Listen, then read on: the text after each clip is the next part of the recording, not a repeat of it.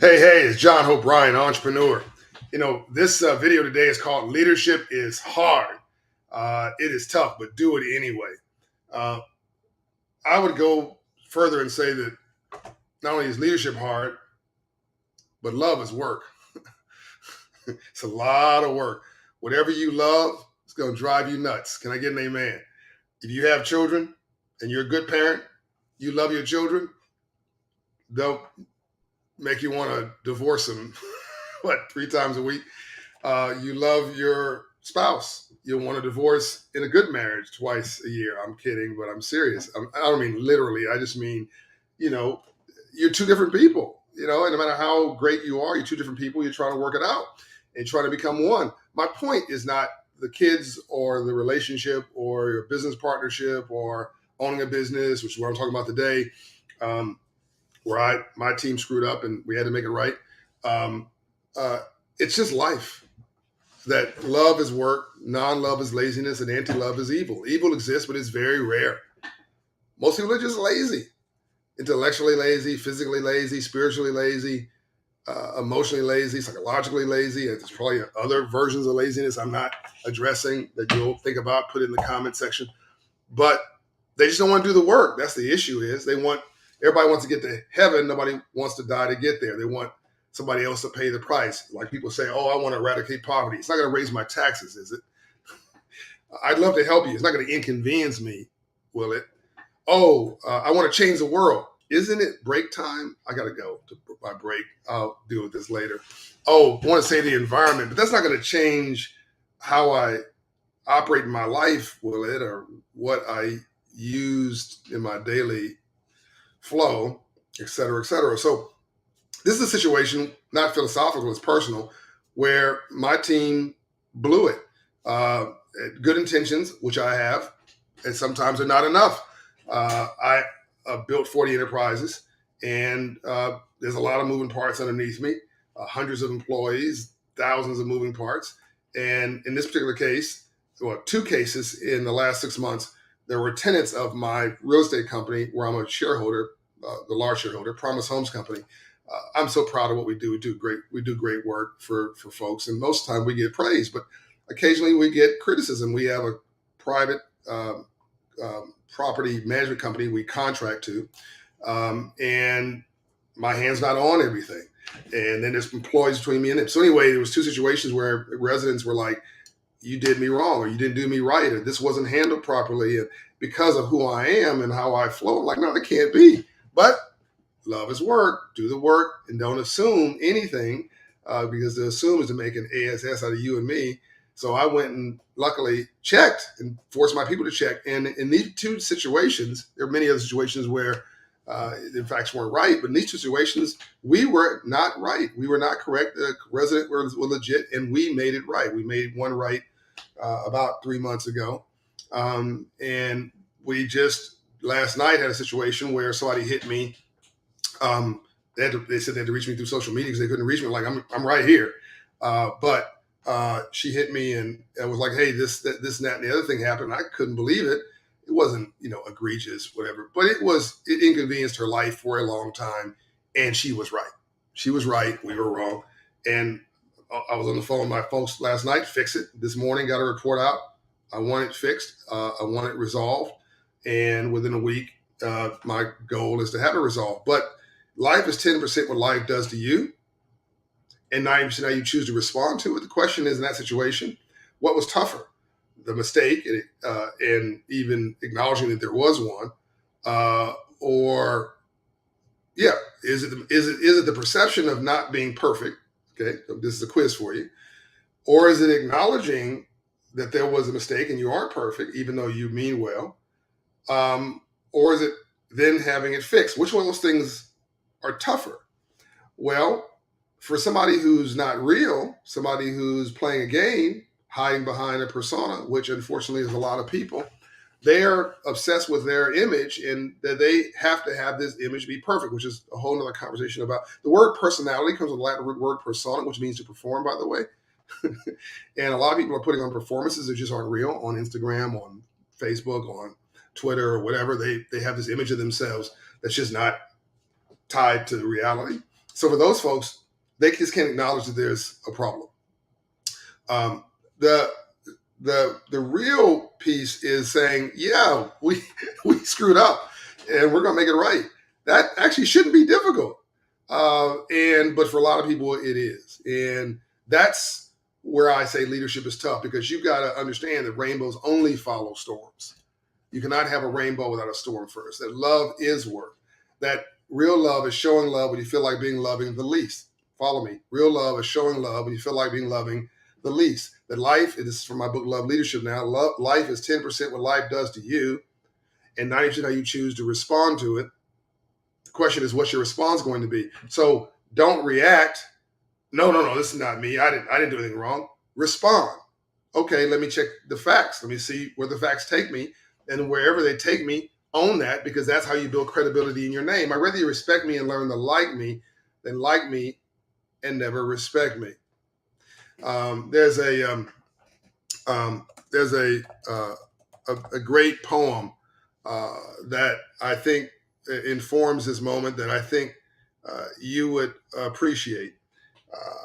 And I'm going to share this with you. It's something that I've taken with me over the course of my life. And I'm going to share with you, and you should write the poem down, just transcribe it, go back to this video and write it down and use it in your life. People are often unreasonable, irrational, and self-centered. Forgive them anyway. If you are kind, if you are kind, people may accuse you of ulterior motives. Be kind anyway.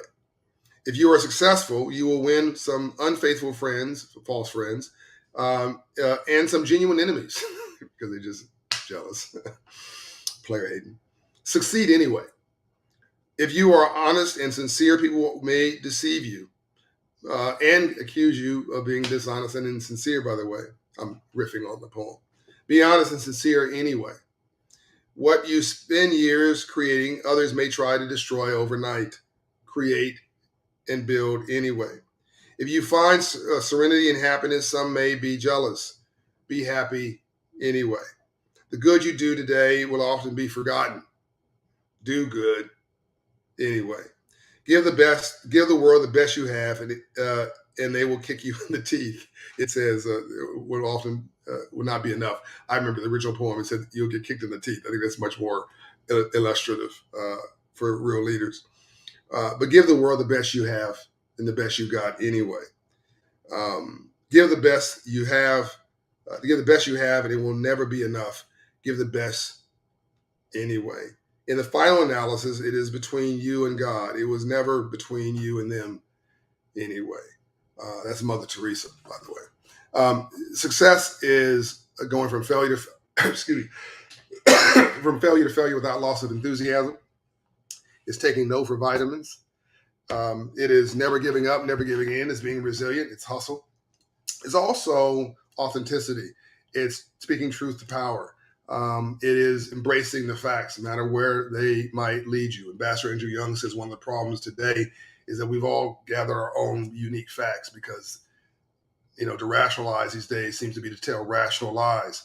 And people are, to quote Ambassador Young, are arguing on which way up is. And you look at the political discourse and how that's morphed into the media, and you have some media people who are like reporting January 6th as it happens, the hearings. And then I've now pivoted, by the way, I use myself as an example of my own company and how we fell short of the grace of God, but angels have dirty faces and you just do good anyway and you fix it. Now I'm pivoting to the public discourse and what's happening oftentimes in our political environment. And it's really quite hurtful that some media outlets are cherry picking the January 6th facts that they want to share in order to share their own narrative. Why wouldn't you just show all of it? I mean, if it's fact-based, why wouldn't you just show all of it? And the facts that are being shared on the January 6th hearings in Washington, D.C., or the things that are being shared are undeniable facts because they come out of the mouths of the witnesses themselves, both from Republican and Democratic Party. So to distort that, and most of the people talking about it are from the party, from the group in question, which is, in this particular case, the former president's allies. It's them speaking truth to power and saying they told their boss, former boss, and he ignored it. This is that thing I told you about, ignoring that your reputation, your brand, and how you're perceived is more important than the facts, because you live through how you're perceived. There's no more dangerous person in the world than somebody who has power, money, position, confidence because they're competent at something, low self-esteem though, fear and insecurity. You follow me? Here's the worst leader in the world. Love, power, money, position, confidence because they're competent. Read my book Up From Nothing. I talk about that a lot, the 5 pillars of success. But they're also insecure and low self-esteem, and they're full of fear, or they're selling fear. Now, you think about who I'm talking about. I didn't name a name, but there's a dozen leaders that would fit that description, so-called leaders. That's not leadership, right? I think that we have got to reimagine this thing called leadership and go back to the basics, so that you have credibility with your constituency, with the general public, not just your segment of the public that you're speaking to, because you're, to rationalize and tell rational lies. President Bill Clinton has a great quote. It's hard to get somebody to agree to the truth and the lies paying their paycheck. Whew, what an incredible quote. We've got to get back to a point where your children can look you in the eye and say, that's my daddy, that's my mommy, I'm proud of them. They live their life right, because come rain, storm, or sunshine, they're the same person, and they are speaking truth that I can rely on, because sometimes it makes them look good and sometimes it doesn't make them look good in the short term, but I feel good about them because I know they're always trying to be a good person. And that's, at the end of the day, leadership is about trying to be a good person and then pouring those values into the way you run your enterprise or your life or your family. And at the end of the day, like raising children, you'd much rather your children respect you and learn to like you than like you and never respect you. I can't tell you how many times my mother told me stuff, and I'm like, oh, this is ridiculous. I don't like you very much growing up. But 20 years later, you're like, Mom, thank you so much for not letting me hang out with those knuckleheads or go to that party at midnight or whatever, where bad things were happening. I didn't like you very much. I didn't understand. But 20 years later, I get it. Leadership is not a popularity contest, but it is an ethics and values and principles lesson. And watch how you live your life. It may be the only Bible anybody else reads.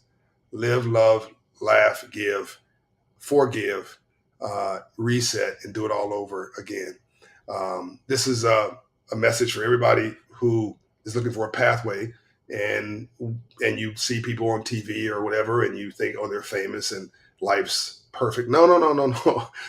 Life is tough, and all these things I'm sharing with you now are decisions that happen to them every day. They get hit every day with something, and most times, if you're a good leader, you're responding, not reacting. You're stepping over mess and not in mess. You're not rearranging the deck chairs in the Titanic of your life. You're not picking drapes where the ship is sinking. You're trying to figure out where that hole is, plug it as soon as possible, and follow the facts wherever they lead you. That's leadership. It's also courageous. Courage, I put in my book, I think, Love Leadership. Courage is nothing more than your faith reaching through your fear, displaying itself as action in your life. Faith reaching through your fear, displaying itself as action in your life. And plug on Operation Hope. If you haven't had a financial coach yet, if you have not raised your credit score, go see my team there. All services are free. I'm now going to cut some more deals. John O'Brien, Love and Light.